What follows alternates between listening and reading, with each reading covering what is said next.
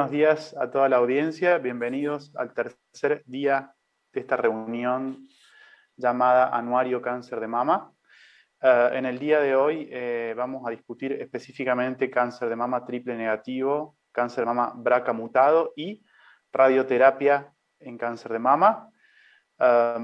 Los dejo con el doctor Alexis Ostinelli, quien es miembro del Centro Mamario del Instituto Alexander Fleming, al igual que quien les habla, para que les explique un poco la dinámica del evento.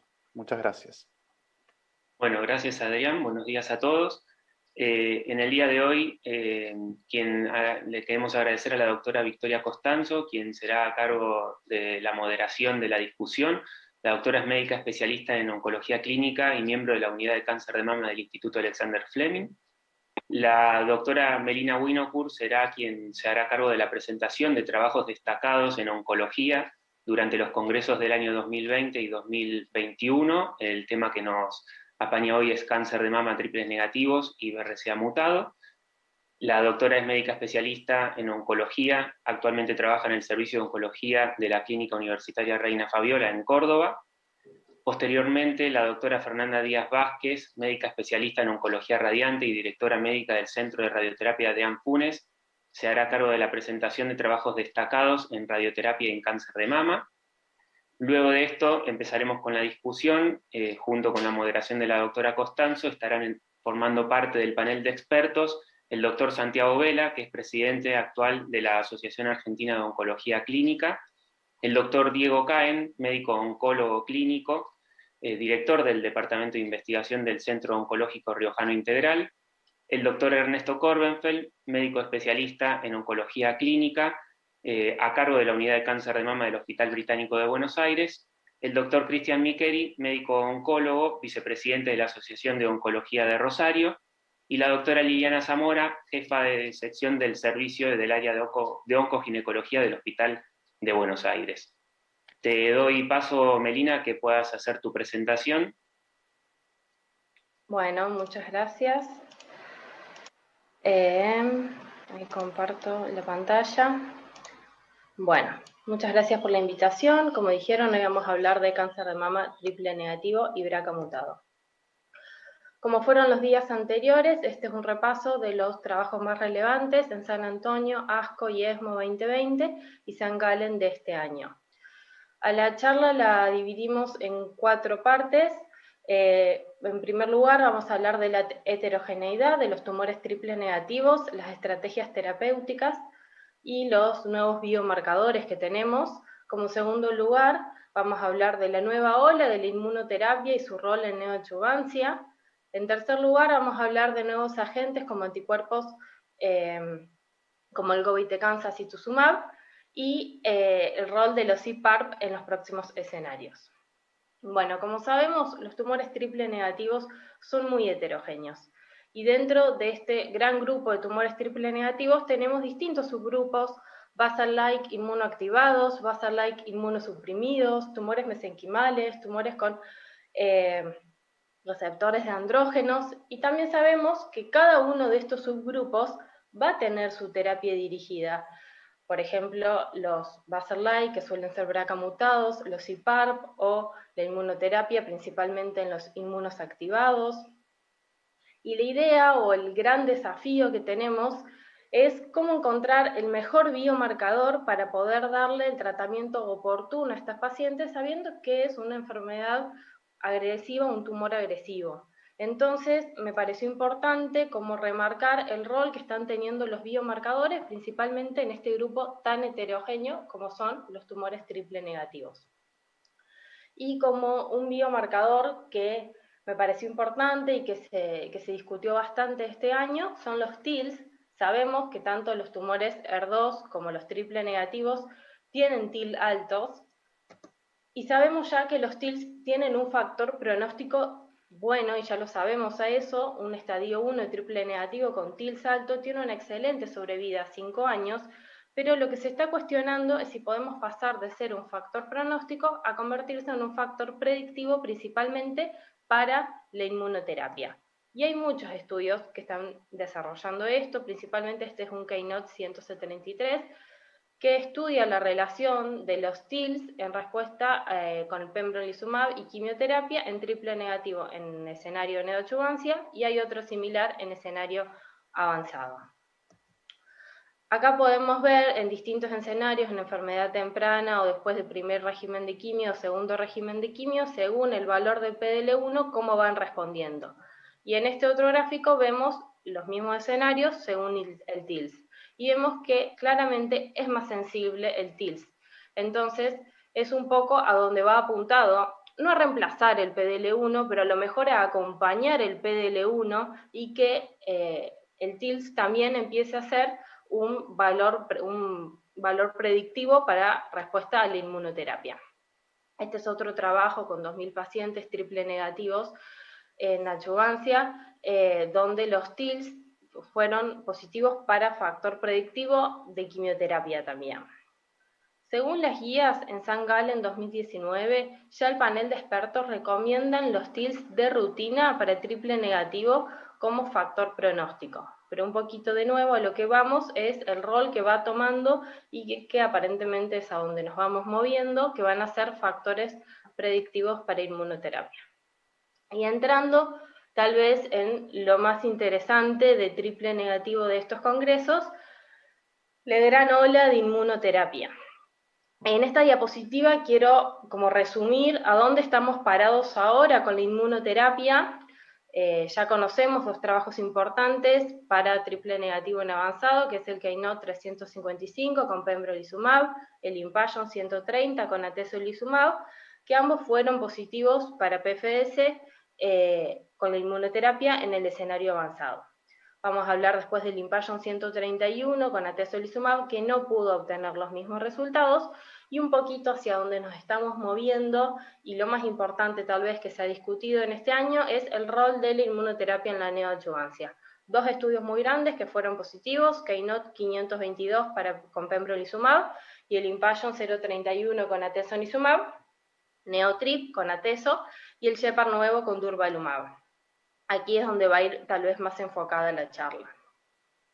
El IMPASSION 031 fue un estudio fase 3 para triple negativo en neoadjuvancia, donde la población eran T2 hasta T4, N0, N3, se les medía el PDL1 y se les dividía si era positivo o negativo, los ganglios si eran positivos o negativos, e incluía pacientes en estadio 2 y 3. Estas pacientes eran randomizadas a hacer atezolizumab y nab-paclitaxel por 12 semanas, seguidos de atezo y AC, seguido de la cirugía y seguido de atezolizumab por cerca de un año. Y en la rama control, placebo con el nab-pacli y con el AC, y después observación después de la cirugía. Como objetivo primario tenían la respuesta completa patológica y como objetivo secundario FS y sobrevida global. Otro estudio muy similar en el diseño fue el KEYNOTE 522, donde también era el mismo escenario, triple negativo en enfermedad temprana, era hasta T4 y hasta N3, también lo subdividían de acuerdo al PDL1 y a los ganglios positivos o negativos, y acá era distinto el esquema, se randomizaban a carboplatino, paclitaxel, y después hacían el AC con pembro, cirugía, y continuaban con pembro, y en la rama placebo, carboplatin, con paclitaxel, placebo, y bueno, el AC, la cirugía, y continuaban en la observación. Los mismos primary endpoint, que era la PCR, y como objetivo secundario la FS. Este estudio fue positivo, se vio que hubo un aumento significativo en la respuesta completa patológica en la rama con pembrolizumab, con un 65% de respuesta y con un delta del 14% contra la rama control. Y lo interesante fue que fue independiente del PDL1, o sea, tanto PDL1 positivo como negativo se vieron beneficiados con el pembrolizumab, y fue independiente del estadio ganglionar. De hecho, se beneficiaron bastante más, tuvieron bastante más respuesta completa patológica los pacientes que tenían nódulos positivos, ganglios positivos. Y el segundo endpoint, que era el EFS, si bien son inmaduros los resultados, fue positivo también con un hazard ratio de 0,63 y vemos que las curvas se separan al mes 18. Entonces, ambos trabajos, el KEYNOTE 522 y el IMPASSION 031, tuvieron aumentos en la PCR en en las ramas con inmunoterapia, y el beneficio fue independiente del estadio ganglionar, como dijimos, se beneficiaron tanto con anaxila positiva como con axila negativa, y se beneficiaron tanto con PDL1 más del 1% como con PDL1 menos del 1%. Esto es muy interesante porque sabemos que los estudios similares que fueron en avanzado, el mayor beneficio se vio en aquellos pacientes que tenían más del 1% de PDL1, entonces queda la duda si el PDL1 qué importancia tiene en neoadyuvancia, si realmente es tan importante, porque bueno, se vio el beneficio en ambos, en PDL1 positivos y no. Si bien en el análisis de subgrupos de lo que fue el Keynote, vimos que obviamente a cuanto más PDL1 más del 20%, el tumor es más inflamatorio y obtuvimos unas respuestas excelentes como del 81%, que eso es lógico, a mayor PDL1, mayor respuesta, pero de nuevo lo interesante es que aún PDL1 con menos de 1% se vieron beneficiados con la rama de la inmunoterapia. Después está el trabajo NeoTrip, que era el mismo grupo de pacientes, triple negativo en enfermedad temprana, PDL1 positivo o no, con ganglios positivos o no, y acá se randomizaban a carboplatino con nab-paclitaxel o carboplatino con nab-paclitaxel y atezolizumab. Si bien este esquema de quimioterapia, como verán, es distinto, no tenemos antraciclinas ni ciclofosfamida, los resultados que tenemos hasta ahora, si no está todavía publicado el NeoTrip, son resultados preliminares, la diferencia no fue estadísticamente significativa, con una P no significativa, pero pareciera que hay mayor respuesta con PDL1 positivo, todavía no están los resultados definitivos del NeoTrip, pero por ahora la diferencia no es significativa. Y después está el Shepard-Neuvo, que es el único que es con durvalumab, es el mismo grupo de pacientes, triple negativo con enfermedad temprana, y lo interesante de este trabajo es que el diseño fue un poco distinto. Ellos les medían el PDL1 en la biopsia inicial, después hacían un primer etapa que se llamaba window, donde les hacían durvalumab 2 semanas antes de comenzar el esquema propiamente dicho con nab-paclitaxel y durva o nab-paclitaxel y placebo. Le hacían durvalumab únicamente a un subgrupo 2 semanas antes, después les volvían a medir entonces el PDL1 y ahí arrancaban el esquema, después seguían con AC, durvalumab y después iban a la cirugía. El estudio en sí, la diferencia no fue significativa, no fue un estudio positivo, no obtuvieron una diferencia significativa en la respuesta completa patológica. Pero lo interesante fue que aquel pequeño subgrupo que hizo durvalumab 2 semanas antes, sí tuvo mayor respuesta completa que los que no lo habían hecho. Queda ese interrogante ahí abierto, si hacer antes la inmunoterapia como que sensibiliza y hace que se positivicen algunos PDL1 y por eso tengamos mayor respuesta en la inmunoterapia. No se sabe bien todavía esa respuesta, pero el trabajo no fue positivo, la diferencia no fue significativa. Bueno, este es como una tabla comparativa donde tenemos arriba los N, vemos que los dos trabajos positivos son los que tienen N más alto, que son el Impassion y el Keynote. Después vemos que uno fue con durvalumab, el otro con atezo, el otro con pembro, los distintos esquemas de quimioterapia, todas cosas que ya hemos hablado, pero bueno, en un cuadro como para resumirlo. Y como resumen, y más que resumen, interrogantes que quedan terminando la parte de inmunoterapia en neoadjuvancia, tenemos, la inmunoterapia aumenta la PCR, por lo menos en el Keynote y en el Impassion 031, pero nos queda la duda en el NeoTrip y en el Shepard por qué es que no se pudieron lograr los mismos resultados. Queda otra duda si estamos sobretratando a estos pacientes y a qué costo, no solo económico, y qué toxicidad a largo plazo vamos a tener, otro gran interrogante, y cuál sería el mejor esquema de combinación de quimioterapia, porque vemos que cada trabajo tuvo un esquema completamente distinto. Y nos lleva a preguntarnos si el PDL1 es el mejor biomarcador, por lo menos en enfermedad temprana, también nos hace cuestionarnos eso. De estos dos trabajos, que son inmunoterapia en enfermedad avanzada, vamos a hacer un pequeño resumen, como para que quede todo resumido en inmunoterapia, pero no es la idea de la charla indagar mucho. El Impassion 130 eran pacientes triple negativo, metastásicas, que no habían recibido tratamiento previo para primera línea, y se randomizaban a atezolizumab y nab-paclitaxel o placebo. El primary endpoint era la PFS. Fue positivo, tuvo mayor PFS en los pacientes que estaban tratados con la inmunoterapia, pero el subgrupo que más se benefició eran los que tenían el PDL1 positivo. Por eso es que después cuando vimos lo de neoadjuvancia, que se beneficiaban tanto PDL1 positivo como no, es que, bueno, empiezan a salir estos nuevos interrogantes sobre el PDL1 como biomarcador, por lo menos en neoadjuvancia. Y después está el Keynote 355, que es el mismo escenario, triple negativo, metastásica, sin tratamiento previo, que hacían pembro y quimio, o placebo y quimioterapia, que también fue positivo, tuvo beneficio en la PFS, principalmente los que tenían más de 10 de PDL1, pero igual se beneficiaron los que tenían más del 1%.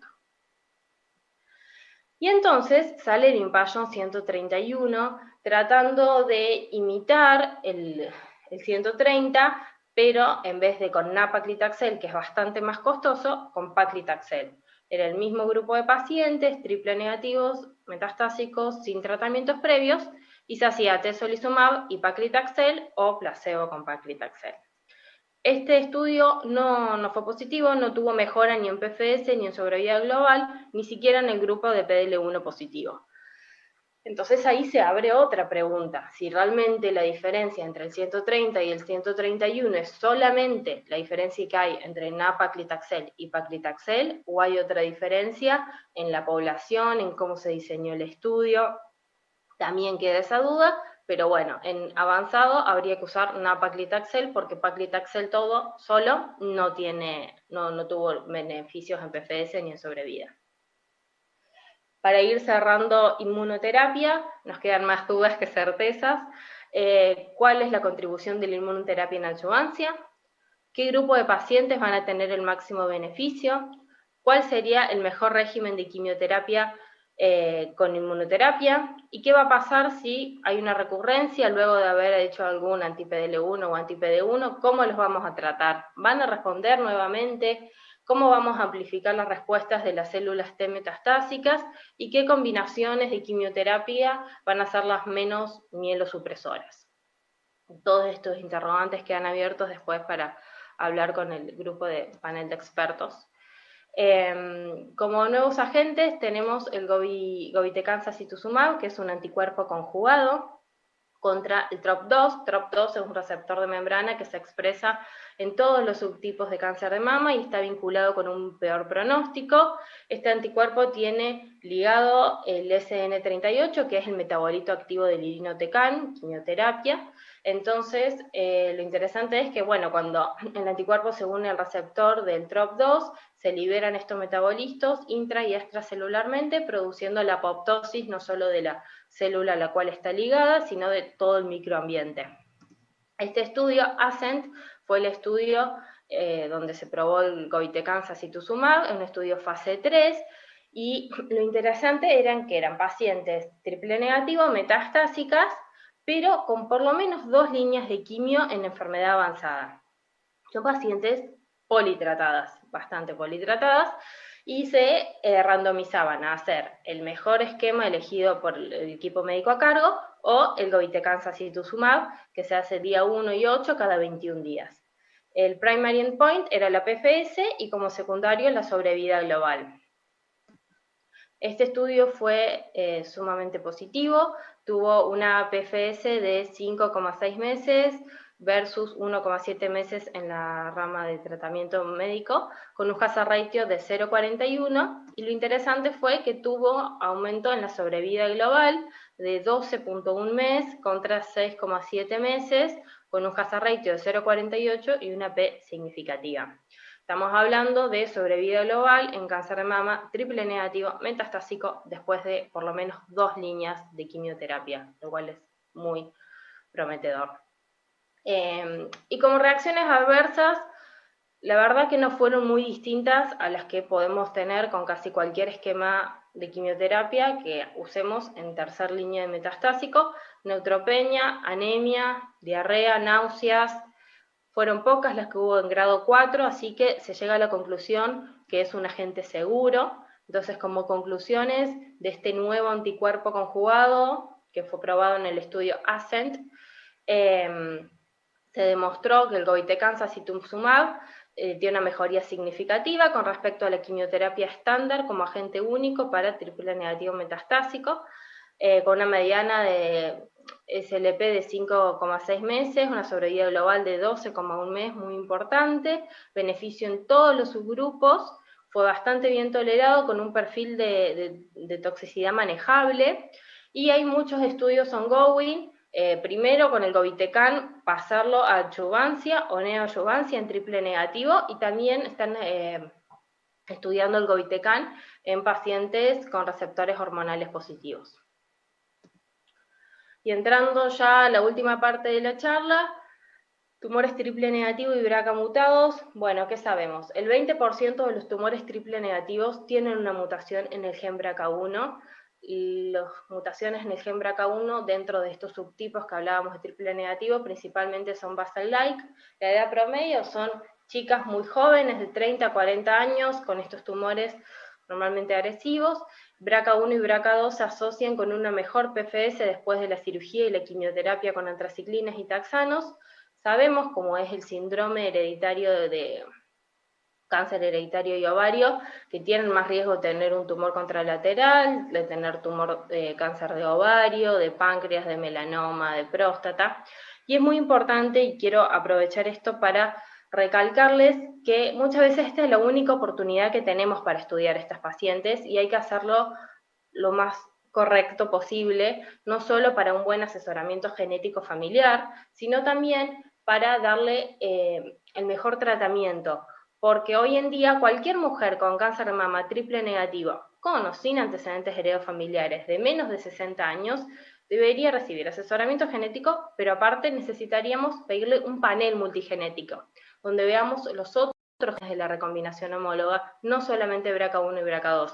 Entonces, lo que yo quiero que se lleven de mensaje también es que no alcanza con pedir BRCA1 y BRCA2, y que cualquier mujer con menos de 60 años o hasta 60 años con triple negativo debería tener hoy en día un panel multigenético con los otros genes de la recombinación homóloga. Dicho esto, pasamos a dos trabajos que, de nuevo, no son novedad de este año, pero los vamos a repasar para ponernos en contexto, donde se probó que los IPARP en el escenario metastásico tuvieron beneficios en PFS, que fue el Olimpia con el olaparib, eran metastásicas ER2 negativo con BRCA mutado. En enfermedad metastásica tuvo beneficios en la PFS el olaparib, y el EMBRACA con el talazoparib, el mismo subgrupo de pacientes, también tuvo beneficio en la PFS. Y lo interesante es el Olimpia A, que viene a pasar al escenario de la adjuvancia con olaparib, y toma pacientes que hayan hecho post-neoadjuvancia o post-adjuvancia, se las randomizaba a olaparib o placebo durante 12 meses, también después si quieren a discutir por qué 12 meses, por qué no más, por qué no menos. El trabajo fue con 12 meses de olaparib en adjuvancia, y esto lo podemos decir porque fue un comunicado de prensa que fue dicho en St. Gallen, que ya los resultados preliminares del Olimpia en adjuvancia superaron su objetivo primario, que era la DFS, así que es un poquito hacia dónde vamos, que el olaparib se pueda dar en adjuvancia, pasar al escenario de la adjuvancia. Pero el Olimpia no es el único trabajo que tenemos en este escenario. Hay otros estudios ongoing con IPARPs en adjuvancia y en neoadjuvancia. Está el súbito, que es adjuvancia con quimio y olaparib, el PARNET, que es neoadjuvancia con quimio y olaparib, y el Fénix, que es muy interesante porque es durvalumab más olaparib, que es un poco a donde vamos también la combinación de IPARP y inmuno, pareciera tener algún beneficio extra. Y el talazoparib en adjuvancia. Así que bueno, hay muchos estudios ongoing, el que ya tenemos algún preliminar es del Olimpia, con muy buenos resultados, así que prontamente probablemente también esté aprobado el olaparib en adjuvancia. Y acá era un poquito lo que yo decía, hay otros genes más allá del BRCA1 y el BRCA2, no nos olvidemos, cerca del 50 y el 60% de los triple negativos van a tener una mutación en los otros genes también de la recombinación homóloga, así que muchas veces tenemos una sola chance de estudiar a estos pacientes, hagamos las cosas lo mejor posible y que puedan recibir un correcto asesoramiento para las familias y para el mejor tratamiento disponible. Conclusiones: actualmente solamente los tenemos aprobados a los IPAR para el escenario metastásico, BRCA mutado. Los resultados del Olimpia en adyuvancia son prometedores, hay muchos trabajos ongoing, y la sinergia de los IPAR y la inmunoterapia también parece un escenario muy prometedor e interesante. Y un bonus track, que eso lo agregamos a último momento: el rol de la capecitabina en la adyuvancia. Son 2 palabritas. En ASCO de este año también se publicó el SAISUC, que es capecitabina en adyuvancia en triple negativo, donde tuvo aumento en la DFS con un hazard ratio de 0,63, pero no pudo obtener beneficio, por lo menos por ahora, en sobrevida global.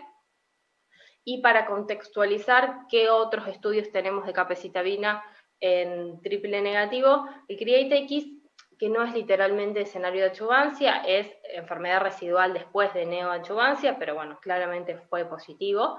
Ahora está el SAISUC, que si bien difiere un poquito en cómo fueron las dosis de los miligramos de capecitabina y cómo se tomaban, también difiere en que tenía una población premenopáusica bastante amplia. Y está el HEICAM, que bueno, vino negativo, también para discutir después con el panel de expertos qué opinan ellos sobre la diferencia de estos estudios y el rol que está teniendo la capecitabina en triple negativo en el escenario de adyuvancia. Bueno, eso fue todo, espero no haberme excedido con el tiempo. Muchas gracias. Muchas gracias, Melina, estuviste excelente en el tiempo y en el contenido de la presentación. Le doy la palabra a la doctora Fernanda Díaz Vázquez para que nos ilustre en el área de radioterapia en cáncer de mama sobre lo relevante en el año 2020. Adelante, Fernanda. Hola, buen día. A ver qué... Perdón, ahí estamos. Bueno, ¿qué tal? ¿Cómo están? Muchas gracias por la invitación.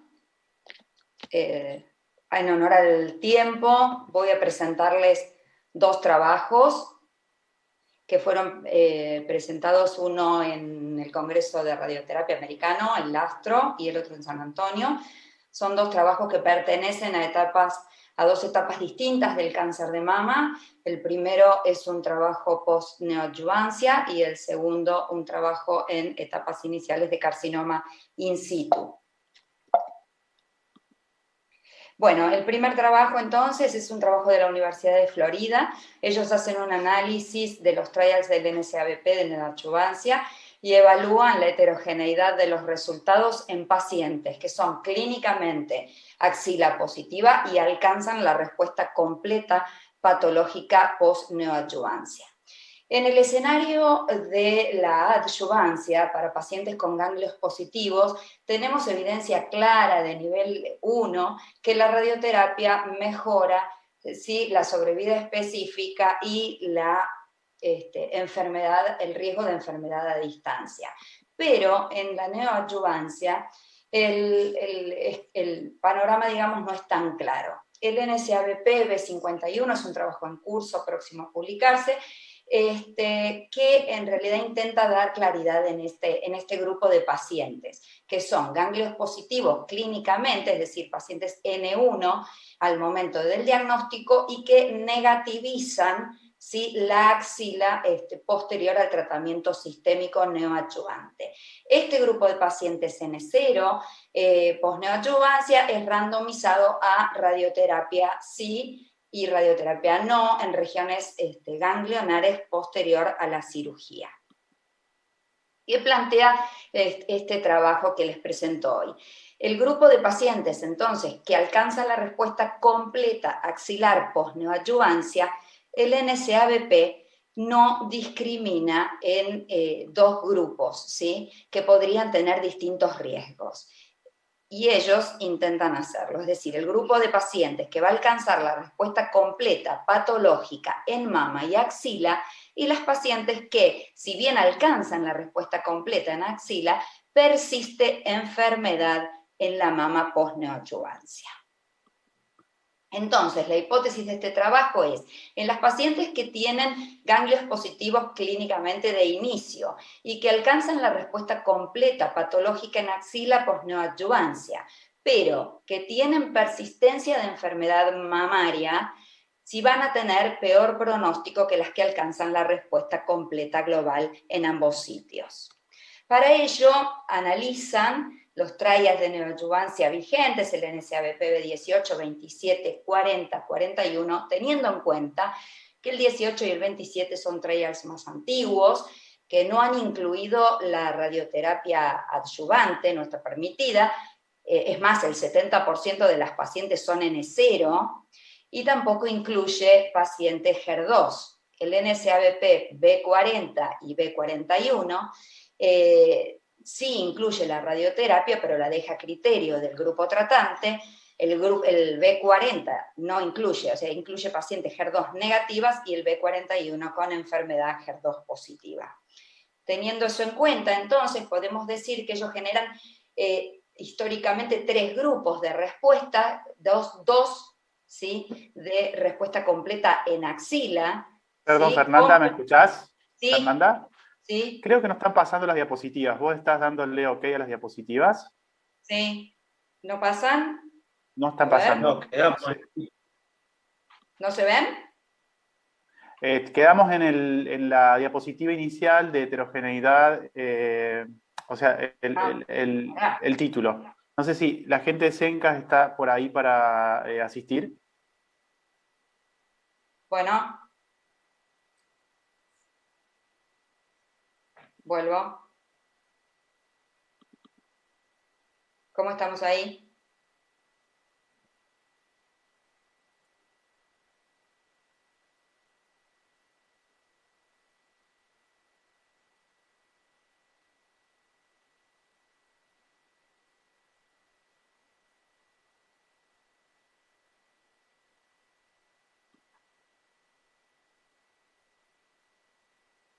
¿Querés que...? Espérate. Bueno.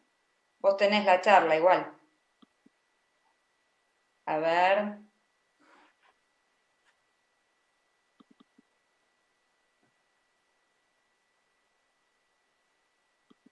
¿No se ve? Upa.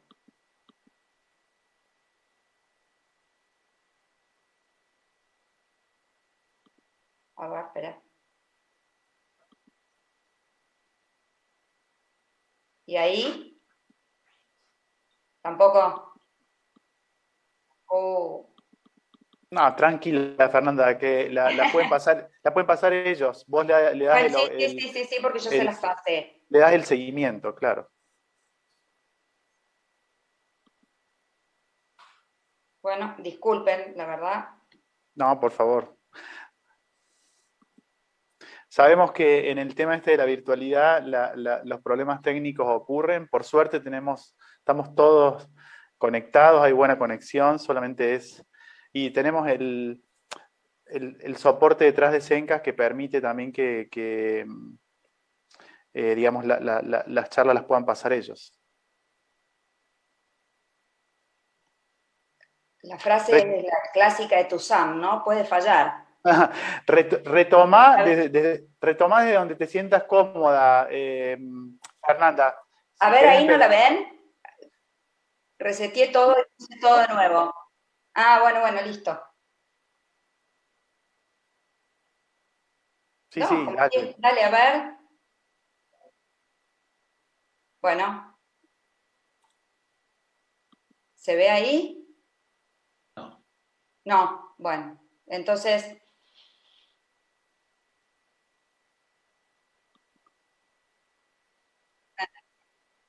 Sí. Espera un poquito.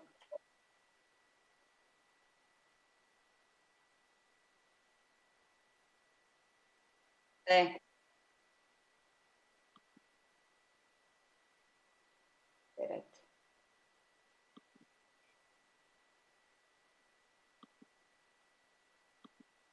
No, tampoco, ¿no? No. Espera, a ver.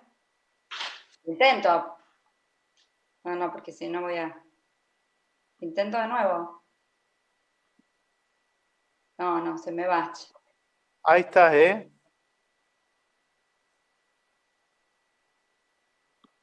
Pero qué desordenado tenés, escritorio.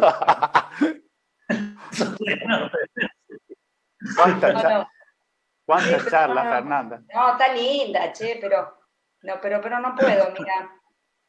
Bueno, A ver ahí. No, pero ¿cómo le? ¿Cómo? Sí, pero no la encuentro, che. Bueno, tranqui. Olivo, mama, precepto. ¿No? No, es que no.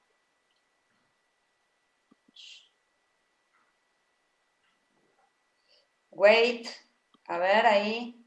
Ganancias no nos importa, ¿eh? está. Ahora estamos. Fer, si querés, hace una breve. Empezá de vuelta porque si era ¿Todo poquito nuevo? lo que dije. No, Bueno. hace como un update rápido y volvé. ¿Se ve? Perfecto. ¿La pegamos? Bueno, listo, perdón. Bueno. Entonces, como les contaba, un poco resumiendo, el NSABP B51, que es el trial que va a tratar de esclarecer qué hacemos con las pacientes que alcanzan la respuesta completa axilar. No, si bien toma como grupo para randomizar a todas las pacientes que alcanzan respuesta axilar completa, no discrimina en la respuesta mamaria. Y esto es lo que intenta este grupo de la Universidad de Florida, ¿sí? Ver si las que tienen persistencia de enfermedad mamaria post-neoadyuvancia, a pesar de tener respuesta completa en axila, tienen el mismo pronóstico o no que las pacientes que alcanzan la respuesta completa en mama y axila. Para ello, entonces, hacen el análisis de los trials de neoadyuvancia de NSABP. Como les decía, tengamos en cuenta que el B18 y 27, 70% de los pacientes no hicieron eran N0, no se incluyó radioterapia adyuvante y no había pacientes HER2. El B40 y B41, si bien los podemos comparar, pero ellos incluyeron radioterapia de acuerdo a discreción, de acuerdo a la decisión del grupo tratante. B40 fue para pacientes HER2 negativos y B41 para pacientes HER2 positivos. Entonces, históricamente, 3 grupos de respuesta post-neoadyuvancia. 2 con axila negativa, con persistencia o no de enfermedad mamaria, es decir, respuesta completa en los 2 sitios o no, y las que tienen pobre respuesta a nivel axilar. Ellos proponen 4 grupos de respuesta, es decir, 2 que alcanzan la respuesta completa axilar y 2 que no la alcanzan. Y dentro de esto, la que alcanza la respuesta completa global, es decir, mama y axila, y las que tienen persistencia en la mama, para ambos grupos. Esta es la distribución de pacientes en los estudios. Cuando vemos los resultados de la comparación de los 4 trials, vemos que la línea verde y la roja, ¿sí?, que son las que tienen peores resultados, peor probabilidad de sobrevida y disease-free survival, vemos que son las pacientes en las cuales persiste enfermedad axilar. Pero en el grupo, el de las que alcanzan la respuesta completa en axila, ¿sí?, fíjense ustedes cómo los resultados no son iguales para las que alcanzan la respuesta completa en mama y axila, como muestra la línea lila, y la línea turquesa, las que tienen persistencia de enfermedad en la mama. Cuando analizamos los trabajos por separado, el B18 y el B27, sabemos que el 27 agregó taxanos en su diseño, vemos que en sobrevida y en periodo y en disease-free survival, si nos dedicamos solo a los 2 grupos que alcanzan respuesta completa axilar, vemos diferencias importantes y significativas en sobrevida y en disease-free survival para el grupo que tiene persistencia de enfermedad mamaria. Cuando vamos a comparar el B40 y B41, es importante conocer qué grupo de pacientes eligieron para hacer adyuvancia con radioterapia. fundamentalmente las pacientes que tuvieron tumores de tamaño importante y las pacientes que quedaron con enfermedad residual, ya sea en mama o también a nivel de la axila. Cuando comparamos los dos trabajos, teniendo en cuenta que estos trabajos son mucho más actuales, por lo tanto hay mayor selección por biología de los pacientes, hay diferencias en los tratamientos sistémicos utilizados y también está el agregado de la radioterapia en un grupo de pacientes, ¿sí? Entonces vemos que si bien en sobrevida, volvamos a las curvas, la lila y la turquesa, que son los dos grupos de pacientes que alcanzaron respuesta completa axilar, ¿sí? Y la turquesa con persistencia en mama y la lila con respuesta completa en mama y axila. Y vemos que las diferencias siguen siendo significativas a nivel de sobrevida, no así en enfermedad local. Entonces, si evaluamos la recurrencia locorregional en estos dos trabajos, vemos que ya no es tan importante, ¿sí? Como mostramos en el 18 y en el 27, justamente debido a que son trabajos más actuales con otras herramientas, y no hay diferencia entre los dos grupos, pero fíjense ustedes la recurrencia de enfermedad a distancia, como prácticamente alcanzar la respuesta completa en mama y axila, prácticamente duplica al grupo que persiste enfermedad mamaria. Es por eso, ¿sí? Perdón, me parece que me están pasando de vuelta las diapositivas. Otra vez, Sí. Bueno, es un problema evidentemente técnico, porque te digo, a mí me pasan bárbaro. ¿Las podés pasar vos, Javier? ¿Esto no se ve la de la conclusión? No.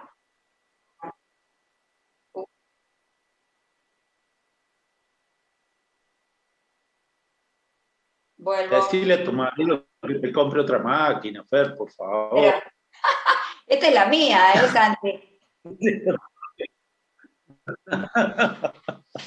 No te puedo creer. Dale bien. Es que yo no quería hablar 10 minutos, quería hablar más. ¿Cómo es, mira?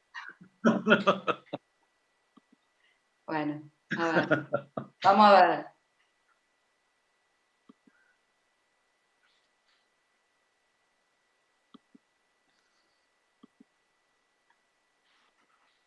Ahí, ¿cómo vamos? ¿Se ve algo o no? ¿Le estás poniendo voz? Dale. Sí, porque no hay caso. Ándate a la última, digamos, a la que tiene los 3 colorcitos, que es la de la conclusión. Ahí en la... No, seguí. Sí. Esta. ¿Se ve bien ahí? Bueno. Te avisó.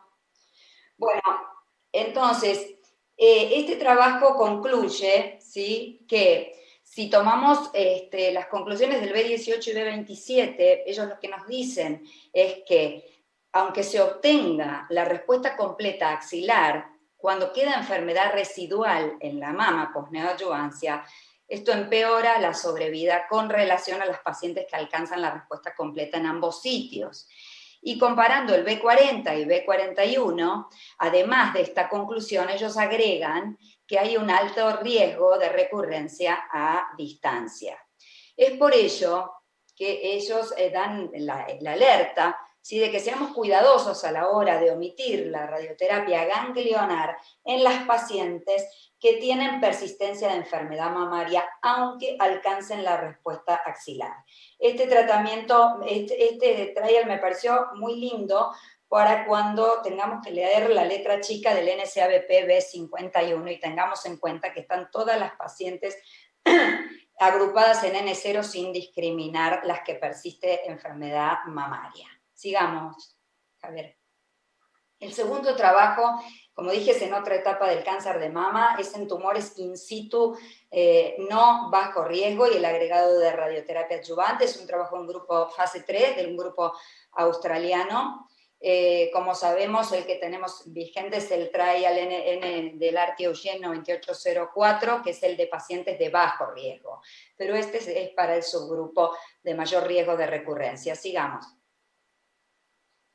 El objetivo primario de este trabajo fue la opción de a la radioterapia de todo el volumen mamario, escalar tratamiento agregando un boost, es decir, una sobredosis en el sitio, en el lecho tumoral, y si esto tiene impacto en la recaída local, en los tumores in situ no de bajo riesgo, y comparar los tratamientos, los fraccionamientos del fraccionamiento convencional de 2 Gray día versus el de 16 días. Sigamos.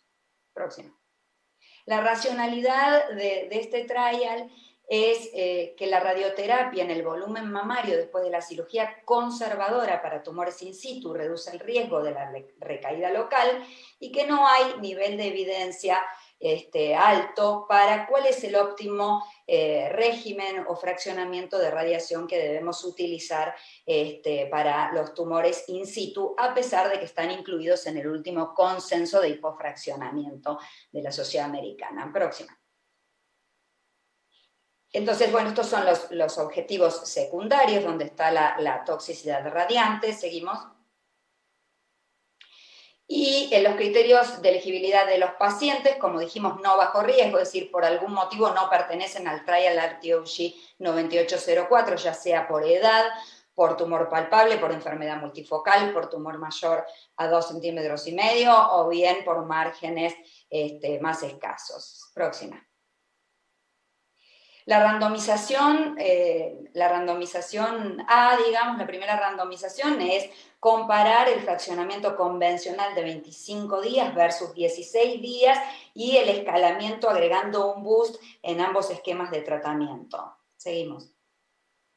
Y la randomización B y la siguiente, la C, comparan al tratamiento estándar y al hipofraccionamiento con o sin agregado de boost. Seguimos. Seguimos.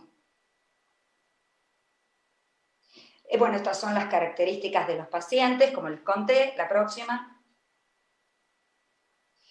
Si vamos a los resultados, vemos que el agregado de boost mejoró significativamente, ¿sí?, el riesgo de recaída local, ¿sí?, para el grupo de pacientes que se realizó boost en estos tumores, recordemos, carcinomas in situ, no bajo riesgo. Siguiente. ¿Sí? Cuando vemos el forest plot de todas las variables, vemos que el beneficio de agregado de boost fue un beneficio para todas las variables en cuestión. Seguimos. Y que los fraccionamientos, ya sea el de 2 Gray días en 25 como el de 16 días, fueron equivalentes, ¿sí?, con relación a la recurrencia local. Es decir, que podemos irradiar a estas pacientes con hipofraccionamiento en forma segura. Continuemos. Obviamente no a expensas, no es gratuito. El agregado del boost muestra una mayor induración o fibrosis en el sitio del lecho tumoral, donde la dosis es mayor. Continuemos. Y las conclusiones de este trabajo, podemos decir que el agregado del escalamiento con un boost post irradiación de todo el volumen mamario reduce la recaída local en pacientes in situ no bajo riesgo, que este boost incrementa la fibrosis mamaria, pero no con toxicidad grado 3, en general grado 1 y 2, y que no hay diferencias en recurrencia local entre el fraccionamiento convencional o usando hipofraccionamiento. Este trial tiene 6.6 años de seguimiento, por lo tanto el seguimiento a largo plazo será necesario para confirmar los datos. Y creo que termino. Bueno, gracias. Perdón los accidentes. Gracias. Muchas gracias, Fernanda. A pesar de las dificultades, supiste sortear muy bien y muy completo lo que nos mostraste. Le doy lugar a la doctora Costanzo para que inicie la moderación de la discusión con el panel de expertos. Adelante, Victoria. Bueno, buenos días a todos. Gracias por la invitación. Buenísimas las dos charlas. Y empezaría discutiendo, si están de acuerdo, enfermedad avanzada triple negativa. Tenemos la aprobación ya hace un tiempo de atezolizumab y nab-paclitaxel, y en algún momento del año probablemente tengamos, al igual que en Estados Unidos, la aprobación de pembrolizumab. Si tuvieran las dos drogas disponibles. ¿Cuál les parece que, o cuál preferirían usar y por qué, sabiendo que lo tenemos que planificar de antemano porque los métodos para detección de PDL1 son diferentes según lo que quisiéramos usar? ¿Qué les parece? Empezamos. Doctora Zamora, Lili, ¿querés romper el hielo? Qué raro vos, ¿no? Bueno, mirá, me parece que el cuestionamiento es bastante difícil, el que estás planteando, porque tenemos fuerza en las dos drogas. Quizá algunos tengamos más experiencia de uso en una que en otra. Yo te diría que si me tengo que remitir a los efectos adversos, yo creo que pembrolizumab es menos tóxica que la atezolizumab.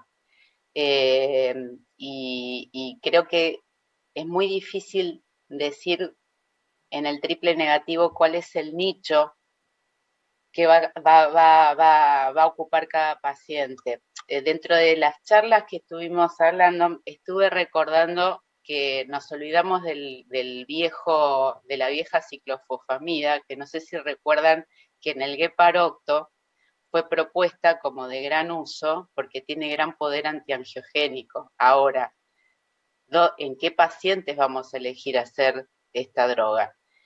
Yo creo que tenemos que estar abiertos a empezar a desmenuzar en qué subgrupo vamos a poner, no en qué subgrupo, el poder determinar cuál va a ser el subgrupo que va a recibir beneficios con cada una de las drogas, y eso todavía creo que no lo tenemos muy claro.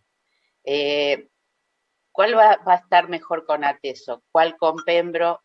¿Cuál con una vieja droga ya conocida? Me parece que nos falta mucho para poder dar correctamente esa respuesta. Nos Diego, apoyamos. Perdón, que te interrumpí, terminá, Lili. No, decime. No, le iba a preguntar a Diego, que viene de pulmón con experiencia con ambas, ¿cuál es su punto de vista? Y también yo participé en el Passions, en los dos de avanzado, incluso el de Pacli. Yo lo único que veo, yo no te voy a contestar cuál usaría porque no lo tengo tan claro o cuál sería mejor. Lo que sí creo que el nab-paclitaxel es una droga costosa y el atezo tiene que ir con nab-paclitaxel sí o sí.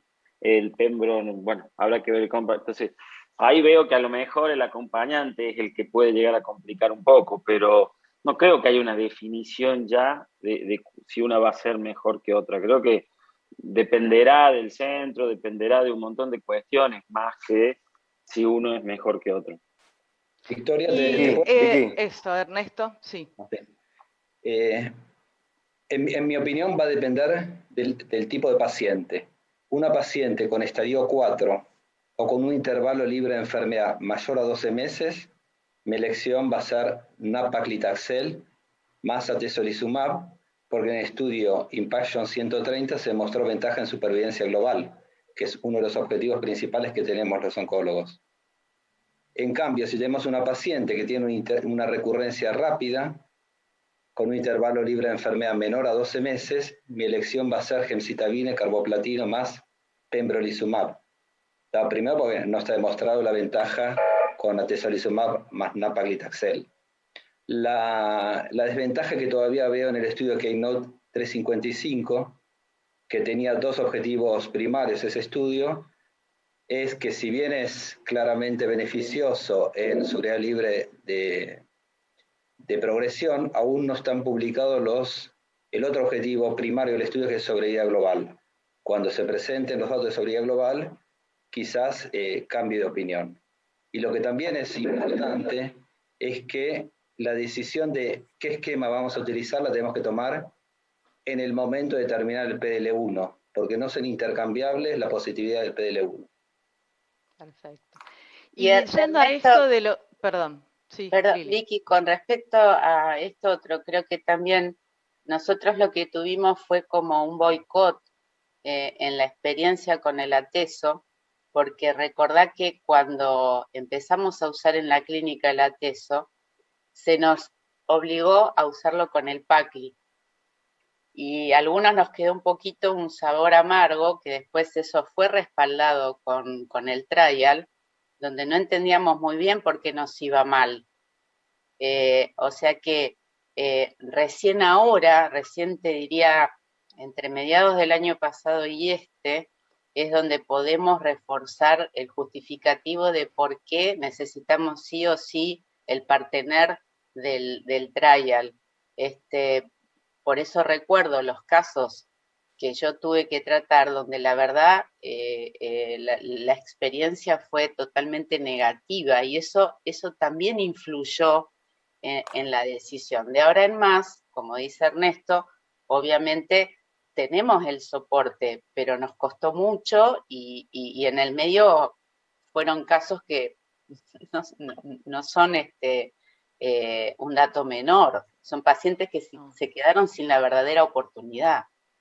Sí, ahora es claro que la combinación tiene que ser con nab-pacli. Y esto que decía Ernest, digamos, la aprobación de ANMAT no lo restringe a pacientes que hayan recaído después del año. Sin embargo, el estudio era un criterio de inclusión, que las pacientes deberían haber recaído después de un año de hacer una adyuvancia con taxanos. Cristian, Santiago, a la hora de seleccionar un tratamiento para una paciente, si es PDL1 positivo y viendo las pocas opciones que tenemos hoy en día para esta enfermedad, ¿lo piensan para esas pacientes aunque hayan recaído antes del año o no? La verdad es que... perdón. Dale, Santi. Cristian. Bueno, yo le escuché a Liliana hablar claramente de qué grupo es el que se beneficia, obviamente que eso no lo tenemos claro, y creo que eso se debe a eso se deben las patinadas que pega la inmunoterapia en cáncer de mama, ¿no es cierto? No sabemos cuáles son inmunoreactivas, cuáles son inmunosuprimidas, cuáles son inmunorefractarias. Eso me parece que debe definirse, y de la mano de eso, la inmunoterapia no es quimio, y el target de la es otro, es el sistema inmunológico. Y en mucha patología hemos visto que la sobrevida es un dato importante, porque no siempre coincide muchas patologías en pulmón. Bueno, está Diego que maneja mejor esto. Muchas veces en los estudios de inmunoterapia la sobrevida no ha coincidido con el tiempo libre de progresión. Se ha visto una cosa en cuanto a tiempo libre de progresión y otra distinta en sobrevida, y en mama todavía eso no lo tenemos recorrido. Me parece que falta mucho dato. Yo sí usaría antes del año, y en ese sentido probablemente me inclinaría por Pembro, pero bueno, y porque el partner también es importante. El partner está muy condicionado en ateso, como se dijo recién, ¿no? Cristian. Yo creo que coincido con todas las opiniones, pero creo que dividiría la paciente que va de novo a la paciente que ya hizo un tratamiento previo. Creo que esa paciente, como dijo Ernesto, por los datos de sobrevida global, creo que me inclinaría más hacia a utilizar atezo con nab-pacli, sin tener en cuenta el acceso, como dijo Diego, de una droga costosa.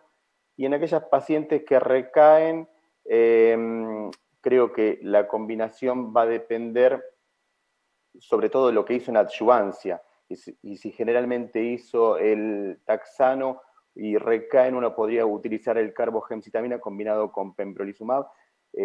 Fueron más del 50% de las pacientes del Keynote las que utilizaron esa combinación. Y por otro lado, esa duda de la recaída temprana, creo que pronto lo vamos a tener aclarado, porque está en marcha el Impassion 132, que son para las pacientes con recaída dentro del año, la inmunoterapia, pero con recaída temprana, así que ese dato está en marcha, lo tendremos, ojalá que lo tengamos pronto, pero todavía nos queda esa duda en las recaídas tempranas, pero creo que va a depender mucho de la estrategia que utilizamos en adyuvancia. Excelente. Hay una pregunta justo ahora del público que dice, sí, elegimos atezo y testeamos PDL1 por ventana, y es negativo, si volvemos a testear con SPSS para eventualmente, si es positivo, usar el Pembro. ¿Tiene sentido hacer esto? Por ahí, Diego, vos que venís de pulmón, tenés más experiencia con esto y querés empezar a contestar. No, a ver, sí, yo de vuelta creo que es otra patología totalmente diferente. Yo hoy no veo sentido testear las dos, te soy sincero. Me parece que tenés que elegir una, testear esa, y si te da positiva, dar esa. No sé, si te da negativa, testear la otra. Lo veo poco práctico, la verdad. Yo sinceramente no lo haría, pero bueno. ¿Alguien tiene alguna opinión sobre este punto? Mira, Vicky, me parece que Santiago dijo algo muy importante. Viste que en algún momento corría esta tendencia de que ya, bueno, los tumores hoy los vamos a clasificar por su barra de datos, y que podrías pensar que la misma droga va a producir lo mismo en todos lados. Y esto no es tan así cuando podemos equiparar lo que pasa con los inhibidores de PARP y el cáncer de ovario, o lo que pasa con Pembro y cáncer de cuello uterino y cáncer de endometrio. Y claramente hay una cosa que no nos tenemos que olvidar, es que la biología de los tumores, más allá de que estén presentando X marcador o no, sigue siendo diferente. Entonces, en esos nichos que nosotros estamos tratando de buscar en mama, cuando los queremos equiparar con otros tumores que también biomarcan de la misma manera, no tienen el mismo comportamiento. Entonces, nos estamos metiendo de nuevo en un atolladero. Y algo que dijo Santiago es cierto.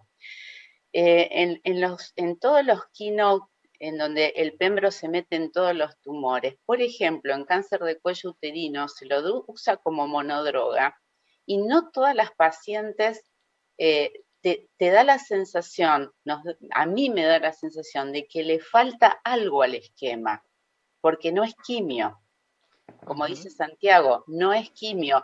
Y eso lo podés ver en los trials de endometrio, donde el Pembro está siempre acompañado con algo y donde ves que la respuesta es diferente. Entonces me parece que en vez de habernos aclarado, pensando que nos aclarábamos las cosas, se nos abren 10 millones de preguntas nuevas.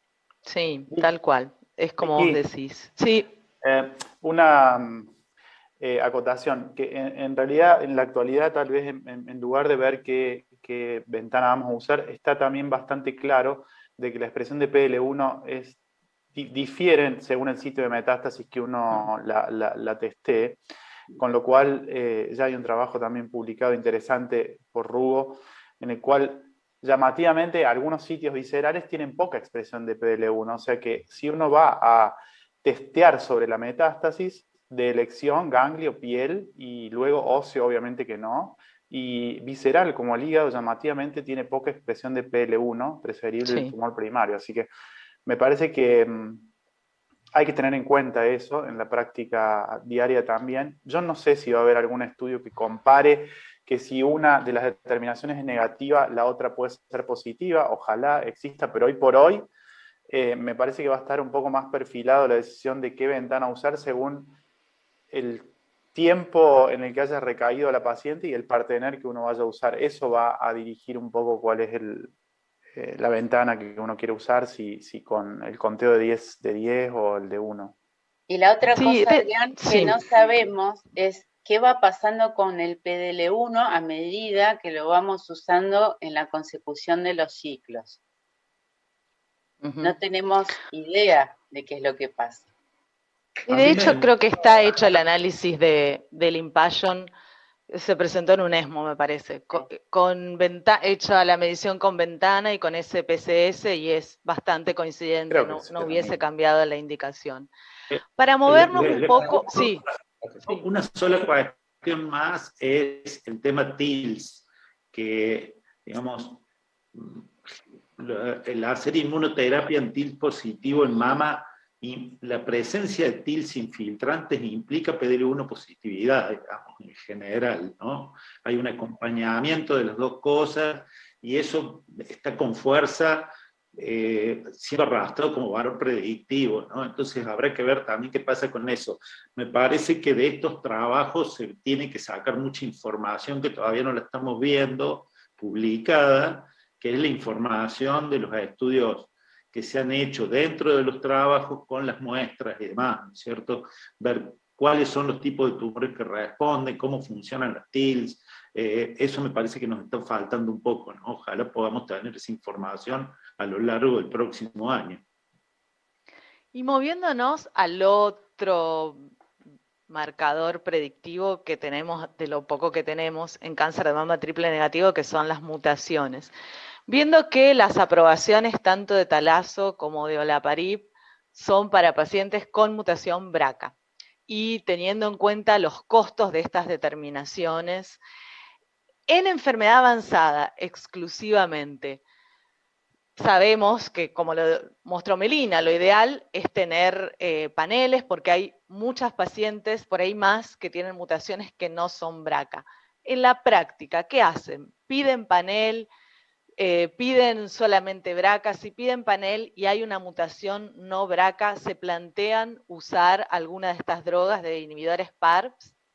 Ernesto, ¿querés empezar?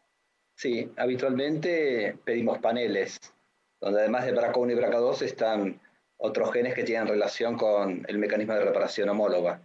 ¿Se utiliza un inhibidor de PARP en pacientes no BRCA mutados en línea germinal? La respuesta es que no, porque no está aún demostrada su eficacia en los BRCAnés.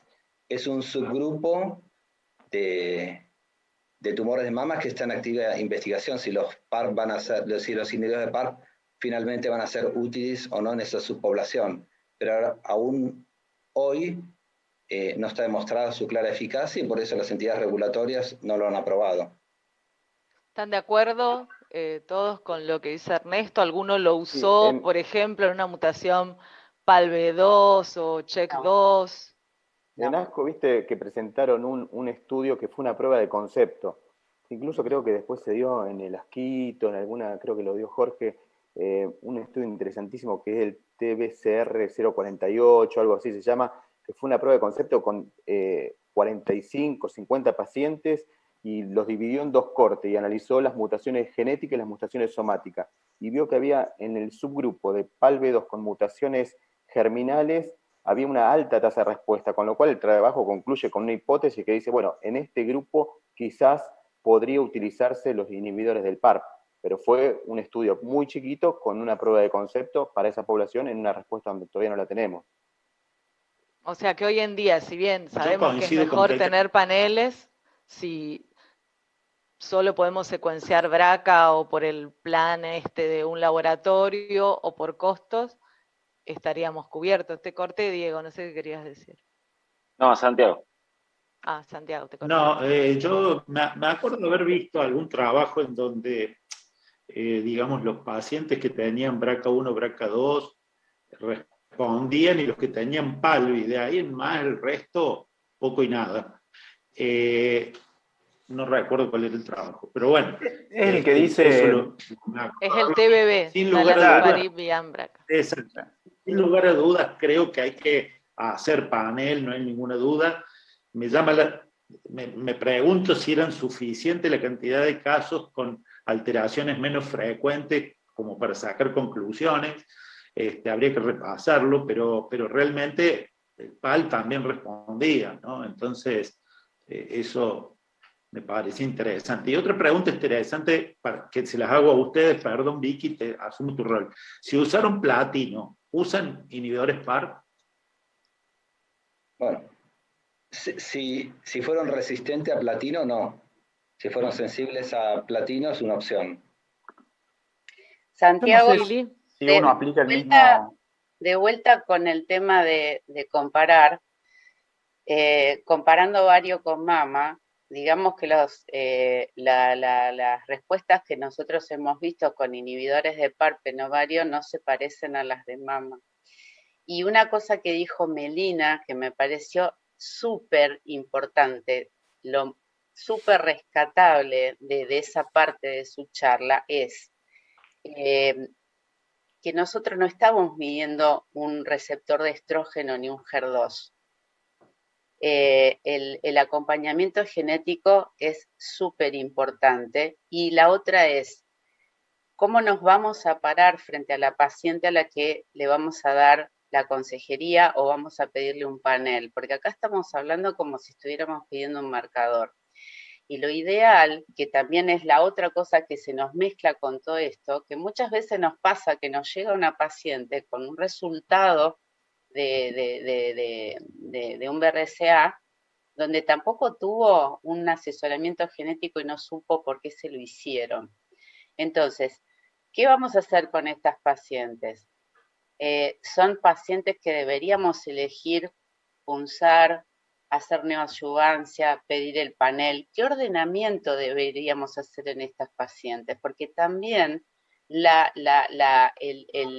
flujo de la dinámica de lo que le vamos a ofrecer a estas pacientes va a depender mucho de los timings. Y la otra, hablamos como si todos pudiéramos pedir los paneles, y los paneles, por ejemplo, tenemos aseguradoras que no dudan porque conocen lo que significa el costo-beneficio. De hecho, nuestro equipo de Procane mostró lo que ahorraría un sistema de salud en pacientes con la prevención y la consejería, y lo que se gasta en una paciente que inevitablemente va hacia la enfermedad, y el hospital, el plan de salud de mi hospital, no les cubre el pedido del BRCA. Entonces, no estamos hablando del mundo ideal, pero el mundo ideal sería que si yo tengo una paciente que es triple negativa, poder hacer una punción previa, no que nos venga ya desde el cirujano operada, y poder entrar a empezar a desmenuzar. Y tendríamos que empezar a pelear mucho sobre esto. Y el grupo de genetistas en esto se mueve muy bien, hace mucha educación, pero vemos mucho que también, muy incentivados por la industria, se piden las mutaciones, y después con eso, ¿qué hacemos? Tal cual. Bueno, ahí Lili nos puso de pleno en enfermedad temprana, entonces. Hay dos preguntas de enfermedad temprana, podemos hacerla ya que estamos hablando de inhibidores PARP. Si bien no tenemos todavía los detalles del trabajo, todos vimos el comunicado de prensa que el estudio de el Olimpia en adyuvancia es positivo. Hay una pregunta que dice si usarían olaparib adyuvante, y en este caso si en todas las pacientes con mutación BRCA, o por ejemplo en las que hicieron neoadyuvancia y quedaron con enfermedad residual, en esas que son de alto riesgo, en todas. Difícil opinar sin ver el estudio, pero bueno, a priori, ¿qué piensan? ¿Cristian? Sí, el Olimpia, bueno, como sabemos, vamos a tener los resultados ahora prontos, pero ya sabemos todo que aparentemente dio positivo. En el estudio que participamos muchos centros de Argentina, por suerte, a través de Gaico, el esquema podía hacer neoadyuvancia o adyuvancia, y una vez finalizado la estrategia con fin curativo, empezabas el tratamiento a doble ciego con olaparib o placebo. La tolerancia en la experiencia que nosotros tenemos con las pacientes fue buena, no vimos grandes toxicidades, y esperaremos los resultados para tener los datos más seguros, pero creo que va a ser donde se va a posicionar en adyuvancia este fármaco. Pero eran pacientes de alto riesgo para el ingreso, o axila positiva, o enfermedad residual post-neo, o sea que probablemente la indicación esté ahí. Y otra pregunta para enfermedad temprana es, no para aquellas pacientes que quedan con enfermedad residual, sino el esquema SAISUC que presentó Melina, ¿lo usan en la práctica? ¿Usan capecitabine en adyuvancia en pacientes de alto riesgo? Diego dice que sí. Sí, nosotros lo usamos. Yo lo uso. Sí, yo también. Yo no lo he usado, pero lo usaría. Sí. ¿Y qué tipo de esquema? ¿Más el CREATE o el...? El SAISUC. SAISUC. ¿Qué es él? Sí. En Dosis más adyuvancia, bajas. ¿no? En adyuvancia es la pregunta, no, sí, no en neo, en adyuvancia, sí. Sí, ¿Y en qué nosotros pacientes? casi, en axilas positivas, Bien. en mi caso, ¿no? ¿Qué decías, Ernesto? nosotros, al trabajar en una unidad mamaria, los pacientes que tienen tumores de 2 centímetros o más y o axila positiva de alto riesgo, es un estándar comenzar con neoadyuvancia. Claro. Y tenemos, porque tiene la ventaja eventualmente de ajustar el tratamiento si los pacientes no alcanzan respuestas completas patológicas con capecitabine, en caso de persistir con enfermedad infiltrante. Es como Claro, que, más al fácil. igual que en la enfermedad HER2 positivo, le hace una segunda oportunidad. Yo no lo uso porque nosotros no lo usamos porque tenemos el Limpation para adyuvancia postquirúrgica, digamos, cosa que es rara, como decís vos, Ernesto, uno ya no ve pacientes en general triple negativos que vayan a adyuvancia, en general se hace neoadyuvancia, después CREDIT-X, pero si de todas maneras tuviéramos pacientes operados, estamos con ese estudio abierto, por eso no he usado el SAISO.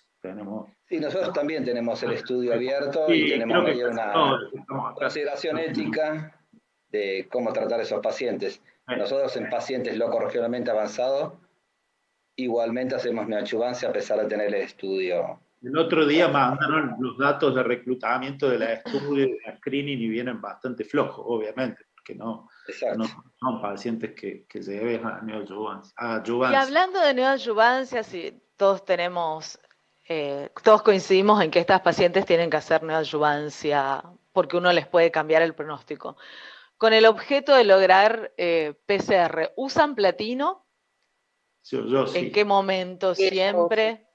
Yo lo uso siempre. Densidad de dosis platino. Sí. ¿Con qué esquema?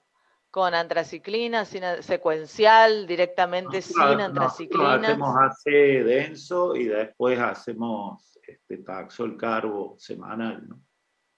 Todos están de acuerdo con... Eso hago todo. Yo el carboplatino lo utilizo en circunstancias especiales, básicamente en pacientes jóvenes que tienen alta carga tumoral, tumores locorregionalmente avanzados importantes.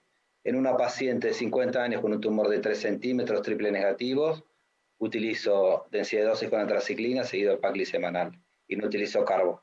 Si es BRCA mutado es otro punto a favor de utilizar carboplatino, pero no es una rutina en todas las pacientes de neoadyuvancia. Yo la verdad que entiendo claramente que no todas deberían usarlo, muy probablemente, pero como no sé cuáles, entonces diría Carlos Barrios, lo uso en todo. Bueno, fue dividida la opinión del panel de San Galen, como todo lo que venimos escuchando estos años, ¿no? Que no es estándar, pero lo usarían en determinadas pacientes. Hay una pregunta de radioterapia que por ahí la podemos hacer y está también Fernanda para contestar. Si hoy en día, en el contexto de la pandemia, los traslados a los centros de radioterapia, la duración de los tratamientos, siempre radioterapia acelerada en todas las pacientes. ¿Qué opina Fernanda de esto? No es exactamente el punto de tu charla, pero te aprovechamos. En realidad creo que independientemente de la pandemia, la radioterapia va hacia los hipofraccionamientos, ¿no? A tratamientos más cortos, a mayor accesibilidad y mayor compliance para el paciente y para los centros de radioterapia, incluso para los costos. Así que el marco de la pandemia obviamente agudizó todo esto, ¿no? De hecho, se presentaron en el marco de la pandemia los resultados de radioterapia adyuvante con esquemas ultra rápidos, como son los británicos FAST y Fast Forward, que consiste en pacientes de buen pronóstico, en general pacientes añosas, porque el seguimiento actual es a 10 años, con enfermedad solo en la mama, hacer una adyuvancia que consiste en hacerla 5 días seguidos o bien una vez por semana durante 5 semanas, obviamente a expensas de dosis altas. Y la verdad que esto en pandemia lo hemos utilizado mucho. Nosotros en Córdoba tenemos gente que nos viene de las sierras, de distintos lugares, y tuvieron una época donde les era imposible prácticamente moverse porque no las dejaban pasar. Entonces, esta opción permitió hacerles la adyuvancia correspondiente con una accesibilidad mucho mayor. Así que sin duda la pandemia aceleró los tiempos. Pero la conducta es esta, ¿no? Tratamos de hacer hipofraccionamiento en todo lo que podemos porque el consenso así lo avala. Perfecto. Bueno, tenemos 5 minutos más y por ahí me gustaría redondear con cuál es el mejor enfoque para una paciente con enfermedad triple negativa temprana y para enfermedad triple negativa avanzada. Ernesto, no sé si querés vos sintetizar cómo enfocás una paciente con enfermedad triple negativa temprana. Sí, como comenté, priorizamos la neoadyuvancia en tumores de 2 centímetros y axila positiva positiva con neoadyuvancia. Utilizamos siempre antraciclinas, en general densidad de dosis, taxanos, utilizo más que nada paclitaxel semanal. La opción de nab-paclitaxel también es aceptable. De hecho, hay un estudio del grupo alemán, el Gepard-Sixto, que comparó nab-paclitaxel versus paclitaxel semanal, que fue algo superior en tasa de respuesta completa patológicas con nab-paclitaxel. Creo que la inmunoterapia, con 2 estudios fase 3 positivos, va a ser el estándar en los próximos años. Es enorme el beneficio en las pacientes axila positiva, más de 20... Pero todavía no tenemos inmuno, o sea que hoy en día... Seguramente sí, especialmente en la población axila positiva. Sabemos que existe una estrecha correlación, a partir de la publicación del metaanálisis de Patricia Cortázar, de respuesta completa patológica en el subgrupo triple negativo y pronóstico a largo plazo en sobrevida libre de enfermedad. Así que más de 20 puntos de diferencia en tasa de respuesta completa patológica en axila positiva en 2 estudios fase 3, seguramente se va a aprobar en los próximos años y va a cambiar el estándar. En enfermedad avanzada... Espera, y acá sí panel, enfermedad avanzada, por ahí Cristian, pero acá sí panel multigenético, o sea, aprovechan la neo para estudiar a las pacientes para ver si después, ¿no? En la segunda o en la tercera consulta, porque si no se me seca la cabeza. Sí, por supuesto, pero digo... Especialmente cuando hay algún antecedente familiar. Quizás en pacientes triple negativos... No estudian a todas las triple negativas, no estudian a todas las triple negativas. Una paciente de 50 años sin antecedentes familiares triple negativos, la posibilidad de que sea BRCA mutada es baja, muy baja. Bueno, pero la sugerencia de las guías es que las menores de 60 deberían estudiarse. Sí, le va a tirar encima la brigada estadounidense.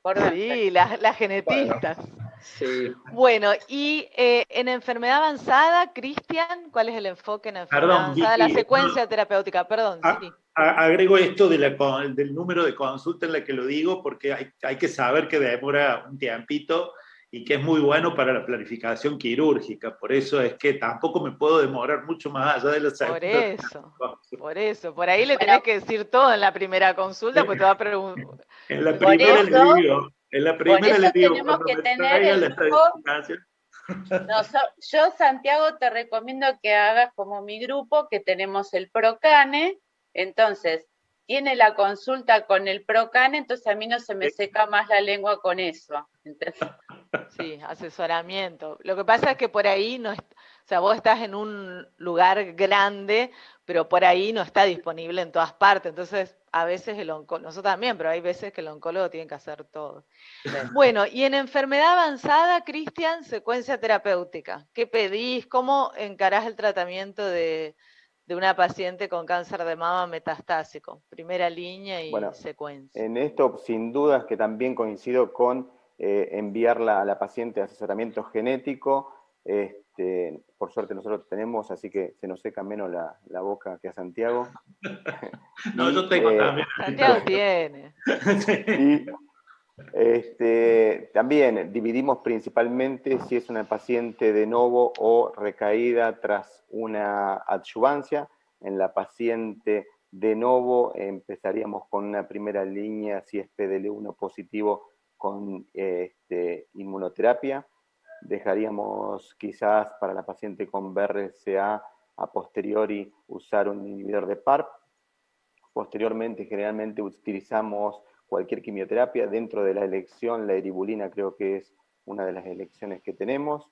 Y en la paciente con recaída post-adyuvancia, evaluamos, claro, el tiempo en la recaída y ahí sí también analizaríamos el PDL1 y combinaríamos con gemcitabina carbos más una inmunoterapia con pembro, y después secuenciaríamos, claro, con la misma estrategia terapéutica, con inhibidor de PARP, en caso de tener BRCA mutado, y las líneas de quimioterapia.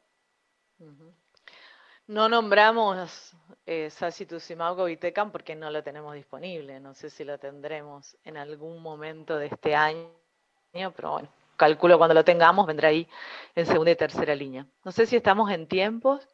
A mí me gustaría decir algo sobre lo que presentó Fernanda de radioterapia, que me parece que es una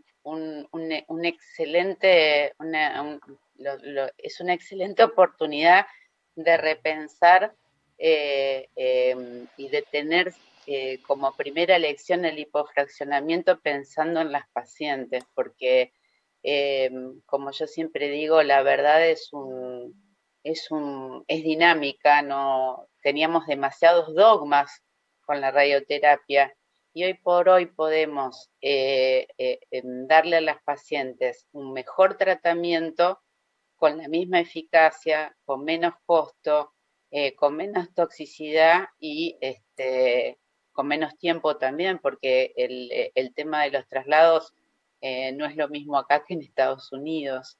Y por ejemplo, nosotros sabemos, está bien, yo puedo tener el centro de radioterapia en el hospital, pero a ese centro de radioterapia viene todo Buenos Aires. Entonces, bueno, el poder mejorar los tiempos, la cantidad de días y demás es una enorme y gran noticia. Además el cansancio, ¿no?, que tienen las pacientes ya a esa altura del tratamiento, porque la radioterapia puede no ser muy sintomática para algunas, pero las pacientes están cansadas, está al final de su tratamiento y quieren terminar. Es un tratamiento igual, Fer, me parece, al que hay que ponerle atención porque tiene más toxicidad. En realidad da más astenia. Sí, si eso. vos ves, da menos toxicidad en piel, es así. pero da más astenia. Le da más astenia. Y eso es lo que hay que prestar después de haberla terminado, sí. Sí. Pero yo igualmente, creo aunque vos hoy hagas un tratamiento con 2 Gray, si podés, por ejemplo, hacerle en las pacientes jóvenes que le haces el boost incorporado, también te ahorras unos días de tratamiento. O sea, hay varias variables que se pueden usar para tratar de hacer más corto el tratamiento y un poco más, un poco mejor para que lo toleren mejor, ¿no? Yo creo que una de las cosas que también va a ser muy importante ver con el tiempo, porque vos señalaste cuál fue el tiempo de seguimiento, es, no nos olvidemos que ahora nuestras pacientes, con todo lo que hemos estado hablando, viven muchos más años. No nos olvidemos de las consecuencias que quedan a largo plazo en las pacientes con radioterapia, de las que nos olvidamos habitualmente. Y después vemos, cuando tenemos algún tipo de complicación que no tiene que ver con el área que estamos tratando y tenemos alguna hipótesis, lo único que nos queda es un previo tratamiento de radioterapias de grandes áreas o de grandes volúmenes. Y ese dato va a ser muy importante que lo tengamos en cuenta. Y a mí me da como la expectativa de que el hipofraccionamiento va a reducir esa toxicidad del futuro. En realidad los trabajos por ahora vienen siendo equivalentes, digamos, a largo plazo, ¿no? Vos decís, a veces nos olvidamos, pero los radioterapeutas tenemos que pensar en lo que hacemos hoy para saber qué va a tener nuestra paciente o esa paciente dentro de 10, 15 años. No nos olvidemos que la toxicidad cardíaca, pulmonar, digamos, es a 10, 15 años, son todas toxicidades tardías. lo mismo que la fibrosis, que tampoco es gratuita. Entonces, creo que ese es nuestro gran compromiso de hoy, ¿no? No irradiar todas las áreas ganglionares si no es necesario, si se extirpó el primer nivel, no irradiar la axila, irradiar a partir del segundo, para qué sobretratar, o sea, evaluar muy bien a las pacientes, porque cada paciente tiene su tratamiento de radioterapia hecho a medida, y así tiene que ser. Sí, de escalar, como en todo. Bueno, me parece que estamos en tiempo. Muchas gracias a todos, Adrián.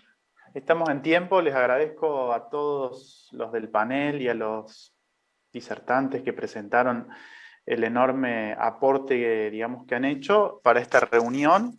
Me despido anunciándoles que además la OCE, digamos, inicia desde el próximo jueves y por 4 jueves el preceptor en tumores ginecológicos, así que le invito a toda la audiencia a poder inscribirse. Y bueno, espero que estén muy bien. Gracias por acompañarnos a toda la audiencia en este anuario en cáncer de mama que duró 3 días y espero que tengan muy buen fin de semana. Saludos a todos y cuídense. Saludos, gracias Adrián. Gracias. Muchas gracias. Chao. Los extraño. Chao, chao. Chao.